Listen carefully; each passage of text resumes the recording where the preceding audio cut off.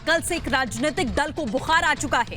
Record टीकाकरण से ये बुखार आया है। आपको बता दें, कल प्रधानमंत्री नरेंद्र मोदी का जन्मदिन था और एक बड़ा आंकड़ा लक्ष्य यहां पर तय किया गया था कि टीकाकरण किया जाएगा और इस महाअभियान के जरिए 2.5 करोड़ से ज्यादा लोगों का कल टीकाकरण हुआ है और अपना ही रिकॉर्ड यहां पर टूटा है। चारों ओर पूरे देश में यह टीकाकरण किया गया है, लेकिन गोवा के स्वास्थ्य कर्मचारियों से बातचीत करते हुए पीएम ने राजनीतिक दलों पर निशाना साधा। हमने सुना है कि जब वैक्सीनेशन होता है तो जिसको वैक्सीन जो लेता है 100 में से एक आध व्यक्ति रहता है, कहते हैं उसको जरा रिएक्शन आता है, बुखार आता है, और ये भी कहते हैं कि बहुत ज्यादा बुखार चढ़ जाए तो मानसिक संतुलन भी चला जाता है। ऐसा डॉक्टर लोग बताते हैं, हमें तो जो ज्यादा ज्ञान नहीं है। लेकिन मैं ये जानना चाहता हूं कि जब कल देश के इतने हमारे मेडिकल फ्रेटर्निटी के सब साथियों ने, फ्रंटलाइन वर्कर ने, कोरोना वॉरियर ने 2.5 करोड़ से ज्यादा लोगों को वैक्सीन लगाई, उसमें से किसी को रिएक्शन आए तो शायद हमने सुना है, लेकिन ये मैं पहली बार देख रहा हूं कि 2.5 करोड़ से ज्यादा लोगों को कल वैक्सीन लगा और कल रात को 12 बजे के बाद एक पॉलिटिकल पार्टी को रिएक्शन आया है, उनका बुखार चढ़ गया है। इसका कोई लॉजिक हो सकता है क्या? हमने सुना है कि जब वैक्सीनेशन होता है तो जिसको गौरव भाटिया इस वक्त हमारे साथ में जुड़ चुके हैं। गौरव, जिस तरीके से पीएम का रिएक्शन यहां आया है कि 2.5 करोड़ से ज्यादा लोगों ने वैक्सीनेट खुद को किया है, पीएम को तोहफा दिया, तो उसमें किसी और दल को क्या समस्या होनी चाहिए? वैक्सीनेशन तो एक ऐसा प्रोसेस है जो इस वक्त बहुत जरूरी है। बिल्कुल, देखिए, कल का दिन भारत के इतिहास में एक ऐतिहासिक दिन है और इसकी वजह है कि कल हमारे यशस्वी प्रधानमंत्री जी का जन्मदिन था और उन्होंने जनता की चिंता करते हुए एक ऐसा उपहार दिया कि 2.5 करोड़ हमारे जो भाई बहन नागरिक हैं उनको एक सुरक्षा कवच पहनाया और इसके लिए पूरा देश जो है गौरवान्वित है। और तभी जब आज आदरणीय प्रधानमंत्री जी ये बात कह रहे हैं, ये हर जनमानस की भावना है कि जब 2.5 करोड़ वैक्सीन लगे हैं तो ऐसा क्यों है कि विपक्षी दल, खासकर कांग्रेस, इनको बुखार आ गया। जब देश खुश हो रहा है, गौरवान्वित महसूस कर रहा है, तो कांग्रेस पार्टी को दर्द क्यों हो रहा है? क्या आज भारत का जो विपक्ष है वो एक सकारात्मक भूमिका निभाने में सक्षम नहीं है? और दुख की बात यह है कि ये सब तब है जब विपक्ष ने कई अड़चने लगाई हैं। कभी कोविड बुलाना, कभी कहना ये बीजेपी का टीका है, कभी ये कह देना कि भाई कोवैक्सीन सुरक्षित नहीं है नागरिकों के लिए। उसके बावजूद इच्छा शक्ति जो दिखाई है लीडरशिप ने, नरेंद्र मोदी जी ने, और जिस तरह का समर्पण हमारे डॉक्टर, नर्सेज और जो केयर स्टाफ है उन्होंने दिखाया है, ये वाकई हमारे लिए गौरव की बात है। बिल्कुल, देखिए, राशिद अलवी इस वक्त हमारे साथ में गौरव भाटिया जुड़ चुके हैं। राशिद अलवी, प्रधानमंत्री ने अभी बातचीत करते हुए साफ तौर पर कहा कि रिएक्शंस यहां पर आ रहे हैं, लेकिन टीकाकरण के बाद आम लोगों को नहीं बल्कि राजनीतिक दलों को रिएक्शंस आ रहे हैं, क्योंकि 2.5 करोड़ से ज्यादा का वैक्सीनेशन कल हुआ है। समस्या क्या है? प्रधानमंत्री ने किस पार्टी का नाम लिया पहले पता चले। प्रधानमंत्री की तो आदत है बगैर नाम लिए बोलेंगे और देश के लोगों को ये समझाने की कोशिश करेंगे कि विपक्ष कह रहा है। बताए विपक्ष किस विपक्ष ने कहा है? वैक्सीनेशन कराना सरकार की जिम्मेदारी है जी। प्रधानमंत्री वैक्सीनेशन से पहले ये बताएं, जब कोविड आसमान छू रहा था ऑक्सीजन क्यों नहीं थी? अस्पतालों में जगह क्यों नहीं थी? दवाइयां क्यों नहीं मिल रही थी? गंगा यमुना में लाशें क्यों बह रही थी? इन बातों का जवाब दें प्रधानमंत्री। वैक्सीनेशन का बहुत अच्छा है, हम वेलकम करते हैं। पूरे देश के अंदर हो रहा है वैक्सीनेशन, होना चाहिए, लेकिन जिन सवालों जो सवाल खड़े हैं उनके जवाब प्रधानमंत्री क्यों नहीं देते?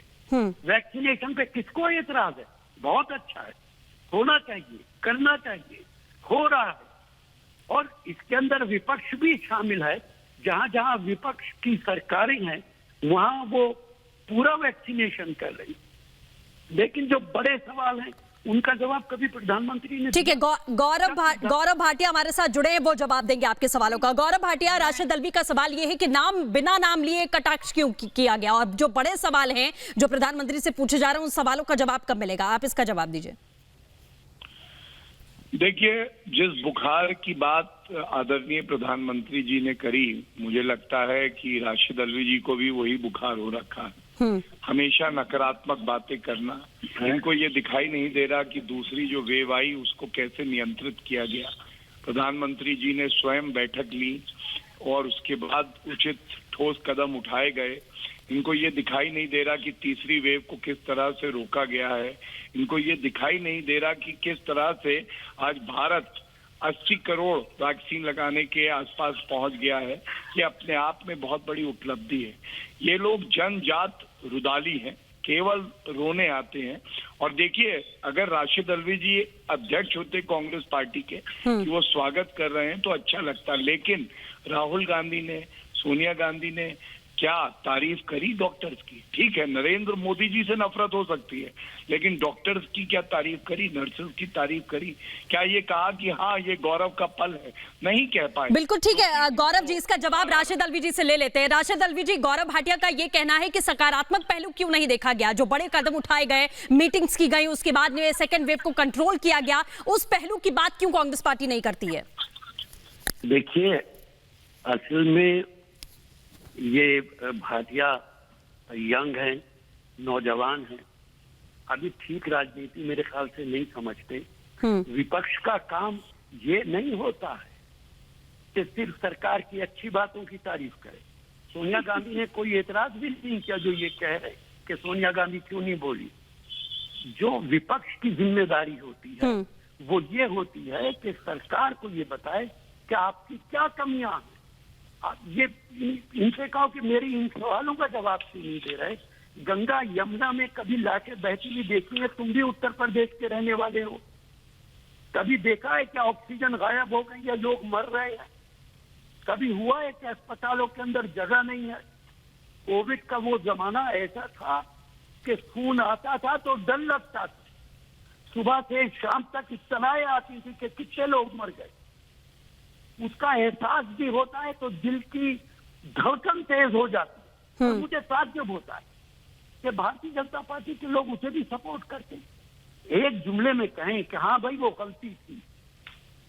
गौरव भाटिया से जवाब ले लेते हैं। गौरव भाटिया, पहले तो राशिद अल्वी साहब ने कहा है कि आपको राजनीति के मायने शायद सही तरीके से नहीं पता हो, जो तमाम सवाल है जिसकी रट लगाए बैठे हैं, और ये भी कह रहे हैं कि एक यही काम हमारा नहीं है कि हम अच्छाई बताते रहेंगे, हम कमियां गिनाने बैठे हैं। देखिए, राशिद जी बिल्कुल सही कह रहे हैं। हम लोग युवा हैं, हम नई सोच के साथ राजनीति करते हैं।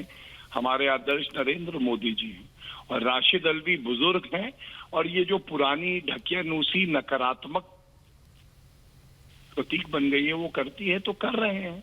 आप मुझे बताइए, क्या कोविड का ये जो महामारी है, इस युद्ध में सत्तारूढ़ और विपक्ष एक साथ नहीं होना चाहिए? क्या ये नहीं होना चाहिए कि अगर कोई अच्छा कार्य हुआ है तो उसको विपक्ष भी सराहना करे?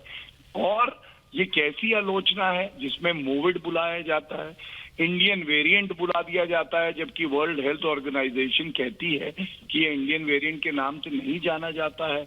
और पूरी तरह से घोटाले पंजाब में हुए, वैक्सीन गाड़े गए राजस्थान में, हमने देखा महाराष्ट्र में किस तरह से डुप्लीकेट वैक्सीन दे दिए गए लोगों को। ये सब बातें वही हो रही हैं जहां भ्रष्टाचारी कांग्रेस पार्टी है।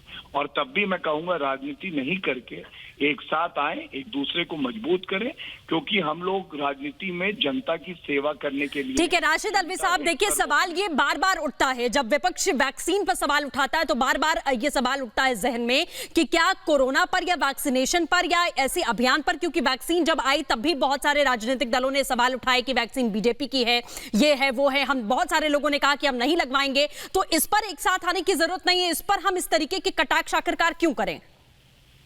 देखिए, एक बात तो मैं ये कहूंगा आपसे, मैं कभी बहस में नहीं पड़ता, मुझे ये पता नहीं था कि आप मुझे बहस में डालें। चलिए, कोई बात नहीं है, अब आपने बहस में डाल दिया तो मैं कह देता हूँ। एक तो सर, ये कहना कि आपके जो सवाल है उसका जवाब देना भी तो जरूरी है, वो तुरंत ही जवाब हो जाए तो बेहतर है। पड़ा जी, अभी भ्रष्टाचार कांग्रेस को बता रहे हैं, पता नहीं बंगारू लक्ष्मण का नाम इन्हें मालूम है कि नहीं मालूम है, जिन्हें अदालत ने सजा दी थी। और चलिए ठीक है, राशिद अलवी साहब, गौरव भाटिया हमारे साथ जुड़े, आप दोनों का बहुत बहुत शुक्रिया। लेकिन सवाल सिर्फ इतना है कि वैक्सीनेशन अभियान पर या वैक्सीन पर इस तरीके की सियासत होना कितना जायज है? हमारे वैज्ञानिक, मैं तो हमारे चीफ सेक्रेटरी से आग्रह करूंगा कि इतनी बड़ी सफलता के पीछे लॉजिस्टिक सपोर्ट क्या होता था। चीफ सेक्रेटरी से आग्रह करूंगा कि इतनी बड़ी सफलता के पीछे लॉजिस्टिक सपोर्ट क्या होता था। इतने वैक्सीनेशन को कोल्ड चेन के साथ पहुंचाना, लगातार पहुंचाते रहना, और वैक्सीन एक अपने आप में एक बहुत बड़ा काम होता है। लेकिन देश के सामने वो चीज आती नहीं है, नागरिकों के सामने आती नहीं। उनको लगता है हाँ भाई टीका लग गया, इतनी संख्या का लग गया, और कभी कभी तो लोग आलोचना भी कर देते हैं। मैं तो अभी मुझे एक सज्जन मिलने आए थे, वो मुझे बधाई दे रहे थे, हफ्ते पहले की बात है, कि देखिए देश ने तो 1 करोड़ क्रॉस कर दिया, बहुत बहुत बधाई। मैंने कहा इतना तो आपको आनंद आया, लेकिन कभी आपने सोचा है कि 1 करोड़ लोगों तक ये वैक्सीन पहुंचती कैसे है? मैंने उनको कहा कि मान लीजिए कि आपका घर में नौकर चाकर जो है उतने ही हैं, परिवार के सदस्य उतने ही हुए, और आपके घर में 20 मेहमान आ गए, और 20 मेहमान को बिठा करके खाना खिलाना है, और उतने ही नौकर चाकर है। तो मैंने कहा बताइए कितनी मेहनत बढ़ जाएगी, और 20 लोगों को खाना खिलाने में कितना टाइम चला जाएगा। तो उन्होंने कहा हाँ, ये तो कभी सोचा ही नहीं। यानी देश में, हिंदुस्तान के कोने कोने में समय पर वैक्सीन, क्योंकि उसका एक्सपायरी डेट भी रहती है, उसके टेम्परेचर का भी इश्यू रहता है, कितना बड़ा लॉजिस्टिक सपोर्ट सरकार को 24 घंटे किस प्रकार से काम करना पड़ता है, वो चीजें अभी तक देश के नागरिकों तक पहुंची नहीं है। मैं तो गोवा के इस काम से जुड़े सभी लोगों से कहूंगा कि आप गोवा का ये एक्सपेरिमेंट है, किस प्रकार से आप पहुंचाते थे, ये भी देश के सामने रखेंगे तो देश को बहुत कुछ जानने को मिलेगा।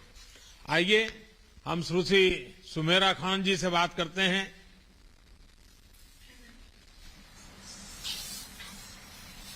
सुमेरा जी नमस्ते। नमस्ते। अच्छा सुमेरा जी, वैक्सीन लगवाने का आपका अनुभव कैसा रहा? आप तो मुझे आवाज से पहचान लेती होगी। जी सर। हाँ बताइए। तो मैंने वैक्सीन हमारे कुर्तोरी पीएच मतलब हेल्थ सेंटर में लिया है, और मैंने फर्स्ट डोज कंप्लीट किया है, और वहाँ मुझे बहुत कोऑपरेशन मिला। मतलब लोगों ने बहुत अच्छे से अपना कोऑपरेशन दिया। जब गई तो लाइन थी, बल्कि लाइन थी, फिर भी उन्होंने पहले प्रेफरेंस देके उन्होंने टीका लगा दिया हमें। तो हाँ ऐसा। सुमेरा जी, आपको तकलीफ बचपन से है कि बाद में कोई अकस्मात से आपकी आंख चली गई? नहीं नहीं सर, मुझे बचपन से तकलीफ है। जन्म से है? जी। सुमेरा जी, आप अपने क्लास की टॉपर रही है, अब आप एमए इंग्लिश लिटरेचर की पढ़ाई कर रही हैं। देखिए अपने आप में बहुत बड़ी प्रेरणा है। अब आगे क्या योजना है आपकी? जी सर, मैंने अभी एमए वगैरह चल रहा है, और मैंने आईएएस बनने का सोचा है, तो उसकी प्रिपरेशन बनने जा रहा है। चलिए आप जल्दी आईएएस हो जाएं, ताकि मेरे साथ मुझे काम में आपकी मदद मिल जाएगी।